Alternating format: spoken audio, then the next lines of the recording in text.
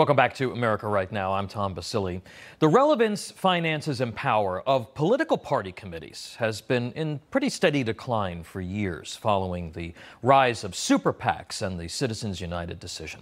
Advocacy organizations have become more powerful than traditional party committees, along with individual donors like a George Soros or a Mike Bloomberg or Mark Zuckerberg, who can swamp an election with their own money and agendas using political organizations and even, albeit illegally, nonprofits as cover.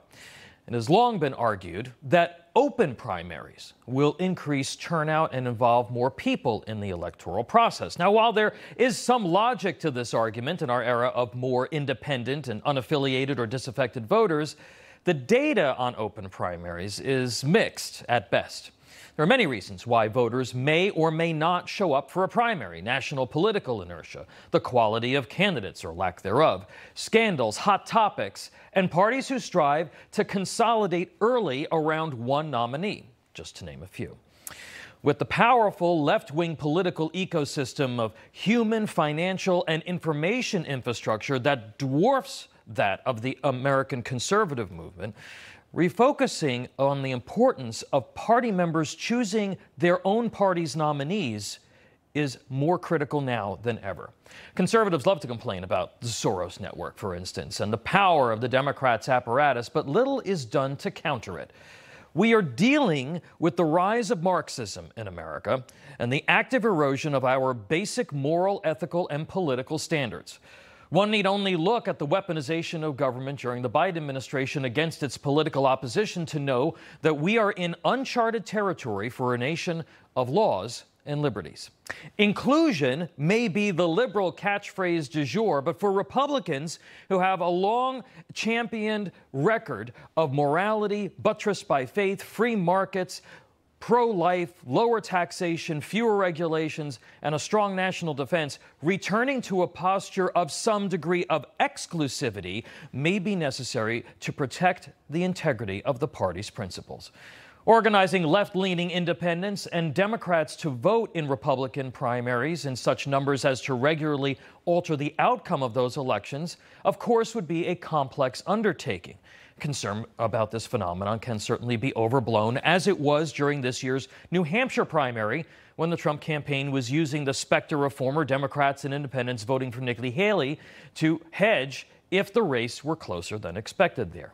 But we've already seen Democrats spend millions in Republican primaries to influence the outcomes for their benefit, driving votes to candidates the left believes are more beatable in a general election. We should expect that some degree of primary hijacking could be the next act of the left's vaunted political infrastructure. The risks and rewards of this experiment with open primaries are worthy of further analysis in several states. In 2023, Arizona, Tennessee, Texas, South Carolina, North Carolina, Georgia, and Florida were all among the top recipients of Americans who were fleeing high-cost, debt-riddled Democrat-controlled states. Now, all of those states are key to Republican relevance in this country. Of those states, Texas, Georgia, Tennessee, and South Carolina have some form of open primaries. The new movers are largely not looking to turn Texas into California or Tennessee into New York. But those states who are benefiting from the success of their conservative policies and therefore increasing their political influence need to now consider themselves in the crosshairs of the left's political apparatus.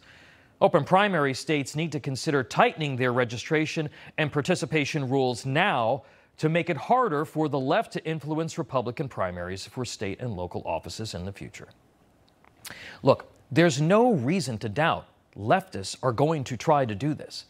An erosion of core Republican values through increasing influence of left-wing groups like public employee unions, teachers' unions, and others from the left's ecosystem on GOP elected officials is a real and growing threat in states that have benefited from recent migration trends. Open primaries have arguably aided Democrats in places like Texas, where liberal Republicans have thwarted common-sense conservative policies in the legislature led by liberal Republican Speaker Dade Phelan.